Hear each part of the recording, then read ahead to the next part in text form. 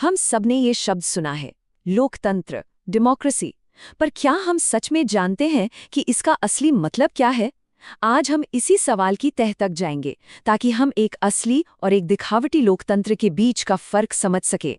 शुरुआत करते हैं एक बहुत ही मशहूर कोट से, अब्राहम लिंकन का।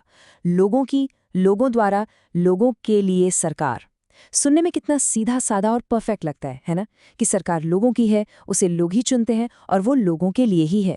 समझने के लिए ये एक अच्छी शुरुआत है। लेकिन क्या बात वाकई इतनी सीधी है? अगर होती तो दुनिया भर में डेमोक्रेसी को लेकर इतनी बहसें और झगड़े क्यों होते?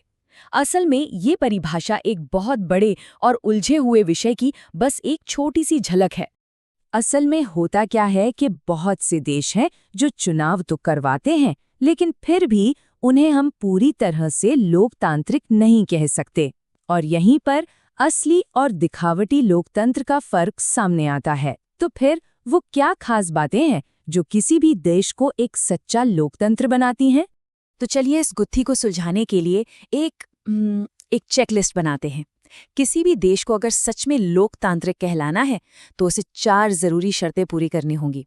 एक एक करके देखते हैं ये क्या है।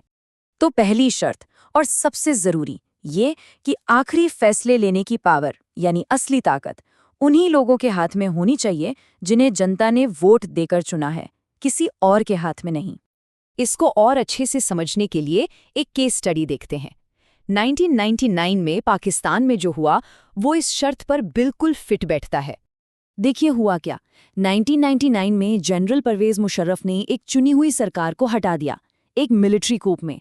और फिर 2002 में उन्होंने एक ऐसा कानून पास किया, लीगल फ्रेमवर्क ऑर्डर, जिससे सारे बड़े फैसले लेने की पावर प्रेसिडेंट यानी खुद उनके पास आ गई। तो सोचिए, लोगों ने जिन्हें चुना उनके पास तो पावर रही ही नहीं।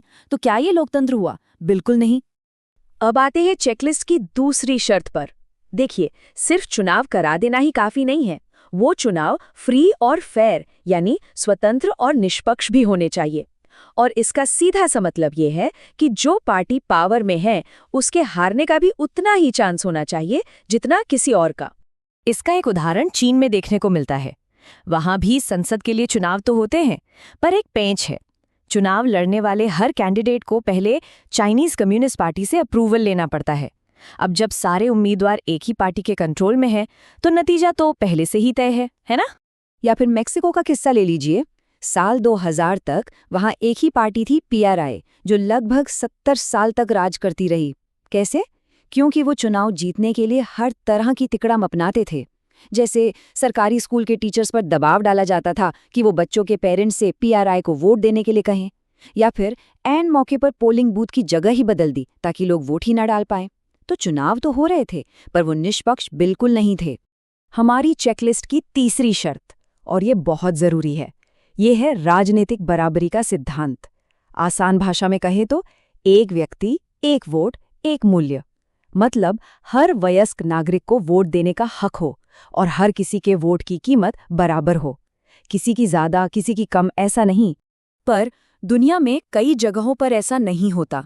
जैसे सऊदी अरब में 2015 तक महिलाओं को वोट देने का अधिकार ही नहीं था, या एस्टोनिया में वहां जो रशियन माइनॉरिटी हैं उनके लिए वोटिंग राइट्स हासिल करना बहुत मुश्किल बना दिया गया।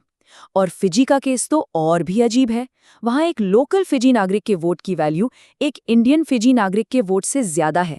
ये सारी बातें डेमोक्रेसी की मूल भावना के खिलाफ हैं। और अब आती है हमारी चौथी और आखिरी शर्त। एक सच्ची डेमोक्रेटिक सरकार अपनी मनमानी नहीं कर सकती।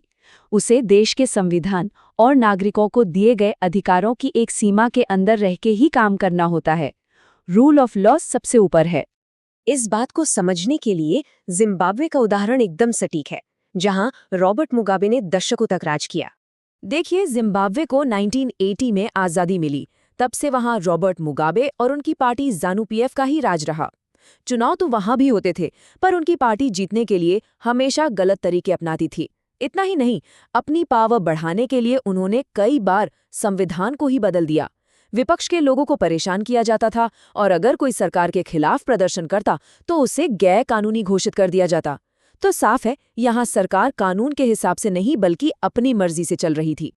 तो ये थी हमारी 4 शर्तें। अब इन्हें देखकर लगता है कि जो भी देश इन चारों को पूरा करे वो एक अच्छा लोकतंत्र है। पर एक सवाल अभी भी है, क्या डेमोक्रेसी ही सरकार चलाने का सबसे बेस्ट तरीका है? इस पर भी दुनिया में खूब बहस होती है। चलिए जरा इसके पक्ष और विपक्ष दोनों तर्कों पर नजर डालते हैं। जो लोग डेमोक्रेसी के खिलाफ हैं वो कहते हैं कि इसमें नेता बदलते रहते हैं, जिससे अस्थिरता आती है, फैसले लेने में बहुत देर होती है क्योंकि चर्चा ही खत्म नहीं होती, और चुनावों में इतना पैसा खर्च होता है कि करप्शन बढ़ता है। वहीं जो इसके पक्ष में है उनका कहना है कि डेमोक्रेटिक सरकारें जनता के प्रति ज्यादा जवाबदेह होती हैं, क्योंकि यहाँ अलग अलग लोगों से सलाह मशवरा होता है, इसलिए फैसले बेहतर होते हैं। और सबसे जरूरी बात, इसमें अपनी गलतियों को सुधारने की गुंजाइश हमेशा रहती है। 3 करोड़, सोचिए जरा इस नंबर के बारे में। 3 करोड़, ये उन लोगों की संख्या है जो एक बहुत बड़ी त्रासदी में मारे गए थे, और इस त्रासदी का सीधा लेना देना इस बात से था कि उस देश में लोकतंत्र था या नहीं। ये आंकड़ा है चीन में 1958 से 61 के बीच पड़े एक भयानक अकाल में मरने वालों का। कई अर्थशास्त्री कहते हैं कि उसी दौर में भारत की आर्थिक हालत भी कोई बहुत अच्छी नहीं थी, लेकिन भारत में ऐसा विनाशकारी अकाल नहीं पड़ा। क्यों? क्योंकि भारत एक डेमोक्रेसी था। यहाँ एक जवाबदेह सरकार थी, एक आज़ाद मीडिया था, विपक्ष था। सरकार पर दबाव था कि वो लोगों की ज़रूरतों पर ध्यान दे। चीन में ऐसा कोई दबाव नहीं था। अब तक हमने जो भी बात की वो सरकारों और देशों के लेवल पर थी, लेकिन लोकतंत्र का आइडिया सिर्फ वोटिंग या सरकार बनाने तक ही नहीं सिमटा है। असल में लोकतंत्र सिर्फ एक राजनीतिक सिस्टम नहीं है, ये एक सिद्धांत है, एक प्रिंसिपल। ये इस सोच पर टिका है कि कोई भी फैसला लेते समय उन सभी लोगों की बात सुनी जानी चाहिए जिन पर उस फैसले का असर पड़ेगा। तो अब सवाल ये उठता है कि ये सिद्धांत हमें अपनी रोजमर्रा की जिंदगी में कहाँ दिखता है? जरा सोचिए, क्या एक परिवार में जहाँ सब मिलकर कोई फैसला लेते हैं वहाँ लोकतंत्र नहीं है? या स्कूल की एक क्लास में जब टीचर बच्चों को अपनी बात रखने का मौका देती है? या ऑफिस में एक टीम प्रोजेक्ट पर काम करते हुए? लोकतंत्र शायद हर जगह है, हमारे चारों तरफ। बस हमें उसे पहचानने और अपनाने की जरूरत है।